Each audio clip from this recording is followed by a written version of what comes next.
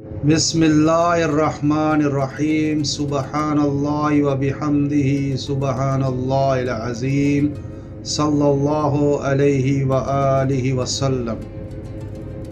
حضرت صلی اللہ علیہ وآلہ وسلم کے کچھ صحابہ رضی اللہ عنہم سفر پر تھے۔ دوران سفر میں وہ عرب کے ایک قبیلے پر اترے۔ صحابہ نے چاہا کہ قبیلے والے انہیں اپنا مہمان بنا لیں، لیکن انہوں نے مہمانی نہیں کی بلکہ صاف انکار کر دیا۔ اتفاق سے اسی قبیلے کے سردار کو سانپ نے ڈس لیا۔ قبیلے والوں نے ہر طرح کی کوشش کر ڈالی، لیکن ان کا سردار اچھا نہ ہوا۔ ان کے کسی آدمی نے کہا کہ چلو ان لوگوں سے بھی پوچھیں جو یہاں آ کر اترے ہیں، ممکن ہے کوئی دم جھاڑنے کی چیز ان کے پاس ہو۔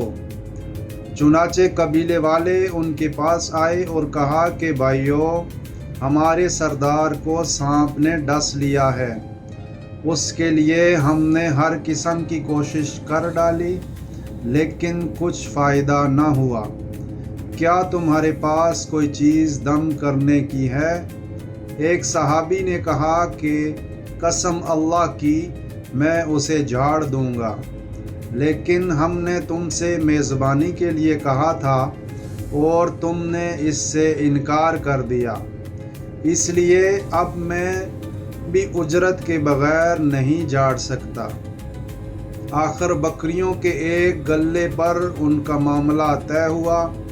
وہ صحابی وہاں گئے اور الحمدللہ رب العالمین پڑھ کر دم کیا۔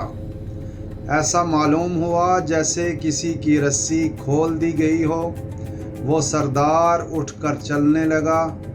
تکلیف و درد کا نام و نشان بھی باقی نہیں تھا۔ بیان کیا کہ پھر انہوں نے طے شدہ اجرت صحابہ کو ادا کر دی۔ کسی نے کہا کہ اسے تقسیم کر لو، لیکن جنہوں نے جاڑا تھا وہ بولے کہ نبی کریم صلی اللہ علیہ وآلہ وسلم کی خدمت میں حاضر ہو کر پہلے ہم آپ سے اس کا ذکر کر لیں، اس کے بعد دیکھیں گے کہ آپ صلی اللہ علیہ وآلہ وسلم کیا حکم دیتے ہیں۔ چنانچہ سب حضرات رسول کریم صلی اللہ علیہ وآلہ وسلم کی خدمت میں حاضر ہوئے اور آپ سے اس کا ذکر کیا۔ آپ نے فرمایا، یہ تم کو کیسے معلوم ہوا کہ سورۃ فاتحہ بھی ایک رقیہ ہے؟ اس کے بعد آپ نے فرمایا کہ تم نے ٹھیک کیا، اسے تقسیم کر لو اور ایک میرا حصہ بھی لگاؤ۔ یہ فرما کر رسول کریم صلی اللہ علیہ وآلہ وسلم ہنس پڑے۔